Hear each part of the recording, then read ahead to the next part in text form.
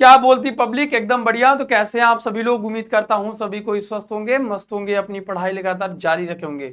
मैं हूं किशन पांडे और यह यूपी बोर्ड का सबसे नंबर 1 एजुकेशन का बेस्ट प्लेटफॉर्म। आई होप आप सभी लोग बहुत अच्छे होंगे, लगातार क्लासेस को रिवाइज भी कर रहे होंगे। All formula in one video अगर हम आपसे बात करें तो सिर्फ 10 मिनट में मैं आपको पूरे इलेक्ट्रिसिटी का, पूरे विद्युत का सारे टॉपिक, सारे फार्मूले आपको इस वीडियो में बताने वाला हूं। इसलिए इस वीडियो को आखिरी तक जरूर देखिएगा, वीडियो को लाइक जरूर करिएगा। अगर हम बात करें तो हमें सबसे ज्यादा इंपॉर्टेंट लगता है कि सर फार्मूला हम भूल जाते हैं। कौन से फार्मूले से सबसे ज्यादा न्यूमेरिकल आता है सर, ये हमें नहीं पता चलता है। कौन सा ऐसा फार्मूला जिसका डेरिवेशन बहुत बार एग्जामिनेशन में आता है। तो मेरे भाई ये वीडियो आपके लिए बहुत इंपॉर्टेंट है, क्योंकि मैं पहले चैप्टर से लेके आपके जितने भी चैप्टर वैद्युत से हैं रिलेटेड सारे चैप्टर्स के बारे में मैं आपको उसके सभी इंपॉर्टेंट फार्मूले के बारे में बताने वाला हूं और उसकी इंपॉर्टेंस बताने वाला हूं कि वो आपके एग्जामिनेशन में कैसे कैसे पूछा जाएगा। तो चलिए शुरू करते हैं, सबसे पहले चैप्टर से स्टार्ट करते हैं। देखिए फार्मूला याद रहेगा तो भी आप समझ पाएंगे कि आपको किस चैप्टर्स में कौन से न्यूमेरिकल पूछे जाते हैं आपके एग्जामिनेशन में और कौन सा फार्मूले से आपके एग्जामिनेशन में लगातार सवाल आता है।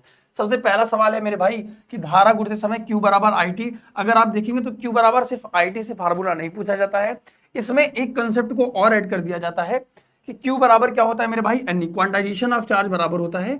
चूंकि Q बराबर क्या होता है, एनी होता है। तो यहां से जहां जहां Q है वहां वहां आप क्या कर लेंगे, n e. N e equal to I into में टी। यहां से नंबर्स ऑफ इलेक्ट्रॉन कई दफा पूछा जाता है आपसे, तो नंबर्स ऑफ इलेक्ट्रॉन क्या हो जाता है, आई इंटू टी अपॉन में ई हो जाता है। यहां से नंबर्स ऑफ इलेक्ट्रॉन पूछा जाता है, इलेक्ट्रॉनों की संख्या ज्ञात कीजिए। ये फार्मूले से न्यूमेरिकल आपके एग्जामिनेशन में 1 मार्क्स का देखने को मिलता है हमेशा। उसकी हम बात करें कि वैद्युत क्षेत्र की तीव्रता से ई बराबर एफ बटे क्यू, ई बराबर एफ बटे क्यू। ये सवाल यहां से एग्जामिनेशन में लगातार पूछा जाता है आपके। या फिर बिंदु आवेश के कारण विद्युत क्षेत्र की तीव्रता का सूत्र पूछा जाता है आपसे, ई बराबर 1 अपॉन में 4 pi epsilon not Q upon में आर का स्क्वायर, ये होता है। ये लगातार आपके एग्जामिनेशन में पूछा जाता है। कई दफा ऐसा हुआ है कि ये फार्मूले से रिलेटेड बिंदु आवेश के कारण विद्युत क्षेत्र की तीव्रता से आपके न्यूमेरिकल जरूर बनते हैं। या फिर अगर ये डेरिवेशन में कभी आया है तो आपके डेरिवेशन में सिर्फ 3 मार्क्स का आया है, ठीक है, शॉर्ट आंसर टाइप क्वेश्चन में अब पूछा गया है। फिर अगर हम बात करें विद्युत शक्ति के बारे में, P बराबर VI।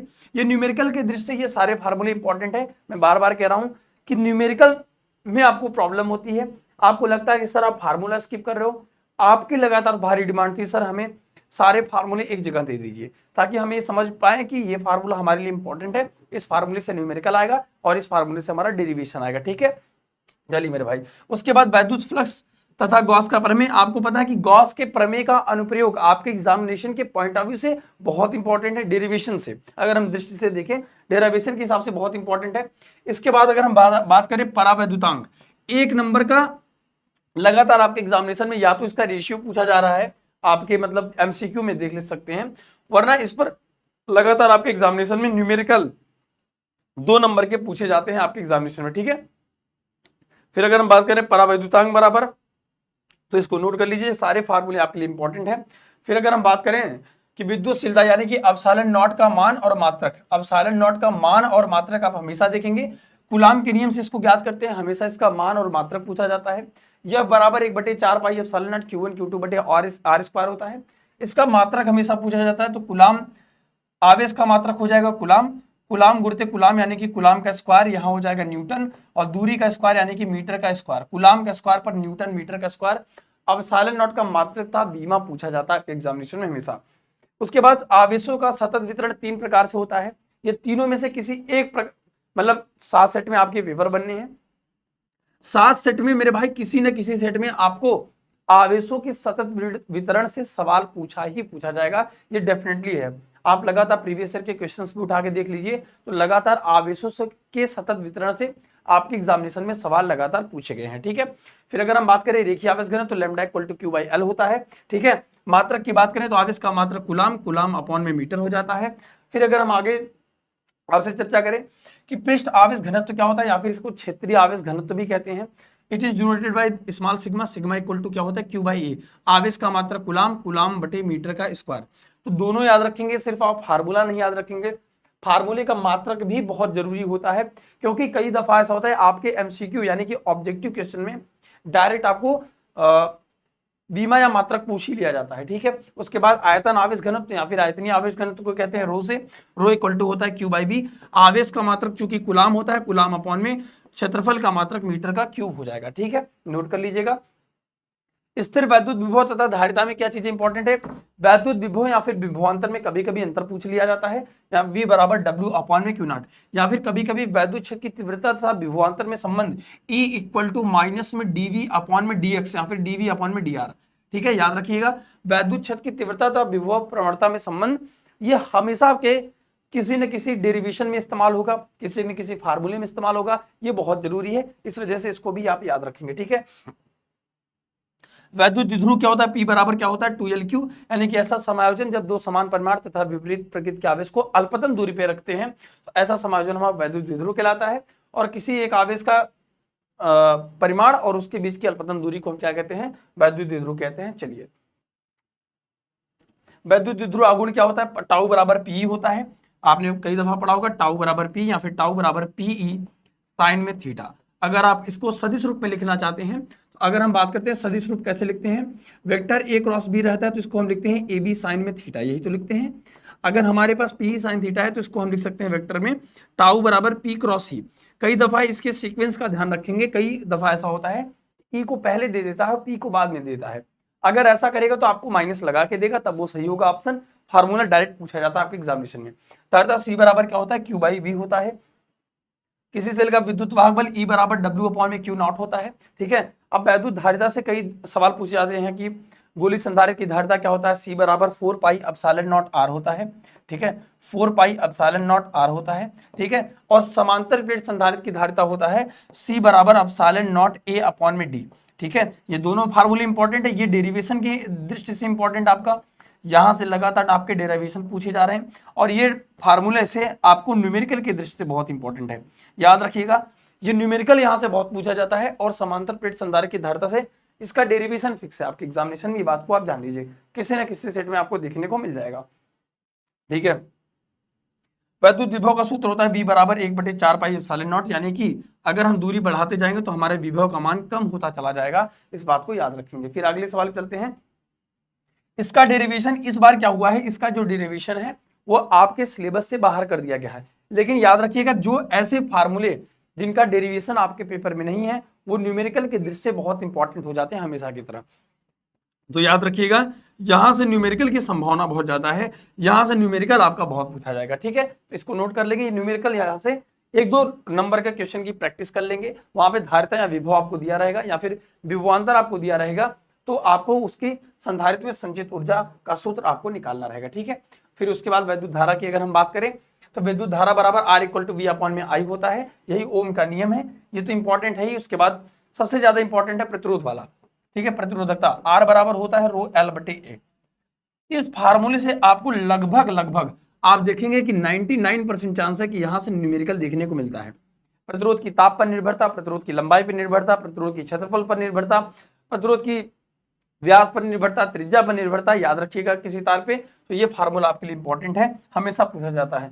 तो चालकता किसे कहते हैं, चालकता जो होता है वो प्रतिरोध के व्युत्क्रमानुपाती होता है, इस बात को याद रखेंगे। फिर आता है विशिष्ट चालकता, विशिष्ट चालकता जो होता है वो विशिष्ट प्रतिरोध के व्युत्क्रमानुपात होता है। फिर धारा घनत्व ये बराबर I अपॉन में A होता है, ठीक है। धारा घनत्व से लगातार परिभाषा पूछा जा रहा है सिर्फ, ठीक है, ये बराबर I अपॉन में। अगर इससे आपको कभी भविष्य में मान लीजिए मैं कह रहा हूं कि आपको न्यूमेरिकल पूछा भी जाएगा तो बहुत सिंपल देगा, ठीक है। धारा का मात्रक यहाँ पे एम्पियर हो जाएगा, एम्पियर अपॉन में मीटर का स्क्वायर हो जाएगा और ये खत्म हो जाएगा। फिर अगर हम बात करें विद्युत धारा I इक्वल टू क्या होता है मेरे भाई, I इक्वल टू होता है Q अपॉन में T होता है। विद्युत धारा का मात्रक एम्पियर होता है। गतिशीलता क्या होता है, गतिशीलता को म्यू से रिप्रेजेंट करते हैं। गतिशीलता बराबर क्या होता है, ड्रिफ्ट वेलोसिटी, यानी कि ड्रिफ्ट वेलोसिटी अपॉन में, यानी कि अपवहन वेग या फिर जिसी को आप संवहन वेग कहते हैं, संवहन वेग बटे वैद्युत क्षेत्र होता है, ठीक है। आपको फार्मूला अगर पता रहता है ना तो कई दफा आप परिभाषा, छोटे मोटे जो वेरी शॉर्ट आंसर टाइप के क्वेश्चंस आते हैं तो आप वहां से उसकी परिभाषा और उसका मात्रक और उसकी विमा, ये 3-4 चीज बेसिक जो टर्म्स हैं उसको लिख सकते हैं। और फार्मूले का सबसे बड़ा फायदा है कि आपको न्यूमेरिकल्स अगर लगाना है तो मेरे भाई आपको फार्मूला पता होना चाहिए। और सबसे इंपॉर्टेंट फार्मूला है इसमें पूरे चैप्टर में वैद्युत धारा में कि वैद्युत धारा तथा अनुगमन वेग के बीच में संबंध, या तो इसका डेरिवेशन आपके पेपर में यानी EAVD, या तो इसका डेरिवेशन दोनों याद कर लीजिए कि दोनों की दृष्टि से बहुत इंपॉर्टेंट है। फिर अगर हम बात करें विद्युत ऊर्जा बराबर क्या होता है, आवेश गुणित विद्युत विभव होता है। विद्युत शक्ति बराबर P बराबर होता है, P बराबर VI होता है, V बराबर अगर आप IR रखेंगे तो ये I स्क्वायर R हो जाएगा, ठीक है। तो ये दोनों फार्मूला आपके लिए इंपॉर्टेंट है, इसको याद रखिएगा। फिर अगर हम बात करें गतिमान आवेश तथा चुंबकत्व, यानी कि अगर आपके चैप्टर नंबर 4 की बात करें तो चुंबकीय क्षेत्र से रिलेटेड आपको पूछा जाता है। इन दोनों में संबंध, चुंबकीय क्षेत्र और वैद्युत क्षेत्र में संबंध, जैसे आप सेकंड चैप्टर में पढ़ते थे कि वैद्युत क्षेत्र की तीव्रता तथा विभवांतर में संबंध E बराबर माइनस में dV अपॉन में dx, ऐसे ही आपके पेपर में मेरे भाई पूछा जाता है चुंबकीय क्षेत्र और वैद्युत क्षेत्र में संबंध, ठीक है, याद रखेंगे। लॉरेंज बराबर लॉरेंज बल क्या होता है, F बराबर QEB sin थीटा। अगर हमारे पास कोई भी आवेश है वो एक समान चुंबकीय क्षेत्र में प्रवेश करता है तो उस गतिमान आवेश पर जो बल लगता है उसको लॉरेंज ने बताया था। तो यह बराबर QB करते हैं या फिर कहते हैं यह बराबर QVB sin थीटा फार्मूला होता है। आपको अगर इसका सदिश रूप लिखना चाहें तो हमने आपको हमेशा बताया AB sin थीटा बराबर A क्रॉस B होता है, ऐसे VB sin थीटा होता है तो यहाँ पे QV क्रॉस B हो जाएगा, ठीक है, याद रखेंगे।